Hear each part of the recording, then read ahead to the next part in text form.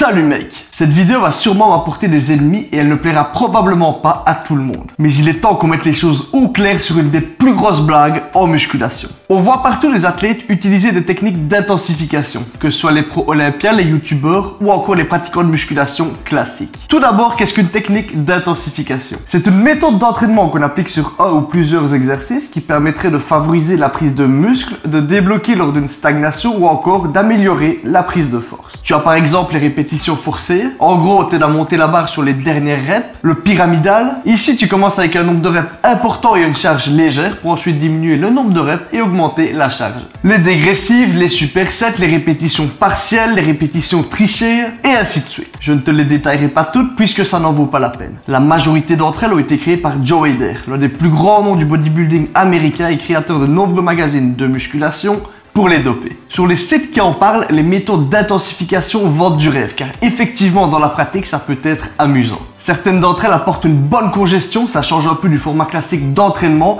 et d'autres permettent d'aller au-delà de l'échec. Seulement tout ça c'est oublier que ce n'est pas parce que tu congestionnes que tu vas prendre du muscle. Et t'entraîner à l'échec à part te blesser ne va rien t'apporter. Alors, pourquoi les pros et certains youtubeurs font ça? Premièrement, ça donne bien en vidéo. C'est toujours plus impressionnant de voir un gars donner sa vie sur sa série de bench en rajoutant des poids sur la barre sans arrêt, en se faisant aider sur la moitié de ses reps et en gueulant comme un gorille. Deuxièmement, les mecs qui vont te parler de cette technique en vidéo vont te donner l'impression de connaître plein de trucs sur la muscu en parlant de techniques plus farfelues les unes que les autres. Ça fait des vues, ça donne plein de possibilités de sujets, mais ce n'est rien d'autre que de la branlette intellectuelle. Une question persiste tout de même, pourquoi tous ces mecs qui en parlent affichent un gros physique? C'est simple, soit ils sont chargés comme des mules, et je n'ai aucune idée des méthodes qu'il faut adopter quand on est chargé, même si visiblement tout semble fonctionner. Soit ils ont atteint un beau physique avec des méthodes plus classiques et logiques, comme je te l'ai expliqué par exemple ici, et maintenant ils ont l'impression à tort que les méthodes d'intensification leur apportent quelque chose. Certes, ils progressent un petit peu puisqu'ils s'entraînent, mais ils perdent beaucoup de temps. Petit aparté pour te donner mon expérience sur le sujet, il y a quelques années, j'ai essayé pendant plusieurs mois de m'entraîner en utilisant les méthodes d'intensification. 2 fois en suivant le programme d'un livre qui vendait du rêve, mais que je ne conseille pas, et 1 fois en planifiant ma progression, encore une fois comme je te l'explique dans cette vidéo, sur des exercices avec des techniques d'intensification. À chaque fois, je kiffais bien les entraînements au début, mais au final, je ne progressais presque pas.